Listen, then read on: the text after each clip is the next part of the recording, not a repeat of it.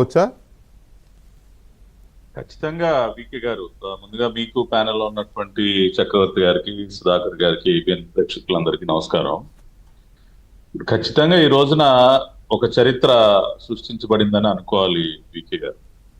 ఎందుకంటే దేశ చరిత్రలో ఇప్పటి వరకు ఏ ప్రాంతంలో కూడా ఒకే రోజున ఒక 15 బ్యాంక్స్ కానీ, ఫినాన్షియల్ ఇన్స్టిట్యూషన్స్, ఇన్సూరెన్స్ కంపెనీస్ సంబంధించి 15 సంస్థలకు సంబంధించినటువంటి భవన నిర్మాణ కార్యక్రమం యొక్క శంకుస్థాపన జరగడం అనేది ఇప్పటివరకు ఎక్కడ జరగల.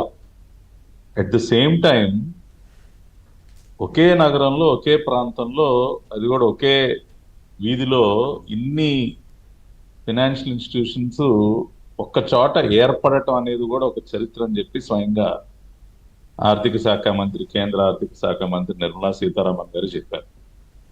దాదాపు 1350 కోట్ల రూపాయల పెట్టుబడి, 7,000 ఉద్యోగాల ఆ, సృష్టింపబడటం అనేది it is a history in the journey of the capital city of Amaravati.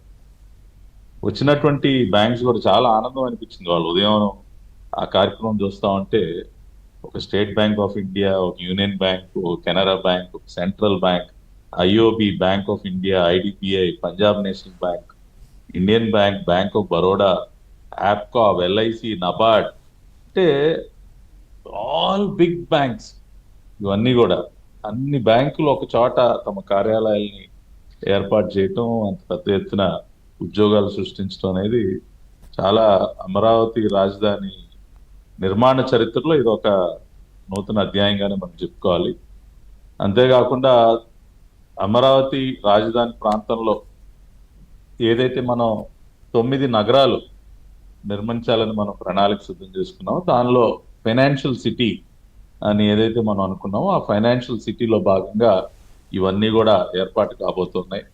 Financial city కాకుండా నాలెడ్జ్ సిటీ ఇప్పటికే మనం చూస్తా ఉన్నాం. విఐటి కానీ, ఎస్ఆర్ఎం కానీ, ఇటువంటి సంస్థలన్నీ అక్కడ ఉండటం, ఒక justice city, electronic city, health city, sports city, మరి వాళ్ళ అదనపు భూసేకరణ ఏదైతే 16,000 ఎకరాలు చేయటానికి సంకల్పించారో అక్కడ ఒక అద్భుతమైనటువంటి స్పోర్ట్స్ సిటీ రాబోతాం. 2030లో సెంటనరీ కామన్వెల్త్ గేమ్స్ కి మన దేశం ఆతిథ్యం ఇవ్వబోతోంది.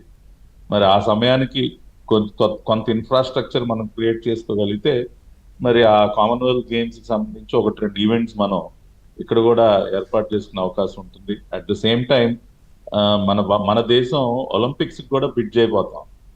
I think 2036 or 35, I don't exactly remember the year, but భారతదేశం ఒలింపిక్స్ కూడా సీరియస్ గా బిడ్ చేయబోతాం.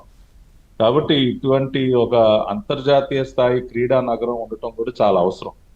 ఇవాళ దేశంలో ఎక్కడ, గుజరాత్ లో కొంత మంచి స్పోర్ట్స్ ఇన్ఫ్రాస్ట్రక్చర్ అక్కడ నరేంద్ర మోడీ గారు క్రియేట్ చేశారు. మరి దానికంటే మిన్నగా ఇక్కడ మనం ఒక మంచి స్పోర్ట్స్ ఇన్ఫ్రాస్ట్రక్చర్ క్రియేట్ చేస్తే అది ఇంటర్నేషనల్ టూరిస్ట్ అట్రాక్ట్ చేయడంలో కానివ్వండి, ఒక రెవెన్యూ జనరేషన్, ఎకానమీని డ్రైవ్ చేయడానికి చాలా ఉపయోగపడుతుంది. దానికోసమే ఇవాళ 16,000 ఎకరాల అదనపు భూసేకరణ కార్యక్రమం కూడా, భూ సమీకరణ కూడా చేయబోతున్నారు. కాబట్టి ఒక రకంగా it is a historic moment in the journey of Amaravati. ఎంతో ఇది అమరావతి రాజధాని అభివృద్ధికి ఎంతో ఊతం ఇచ్చేటటువంటి ఒక పరిణామంగానే మనం చెప్పుకోవాలి వికే. రైట్. ఇంకొకసారి మనం చక్రవర్తి గారి ఒపీనియన్ కూడా తీసుకున్నాం. చక్రవర్తి గారు నమస్తే అండి.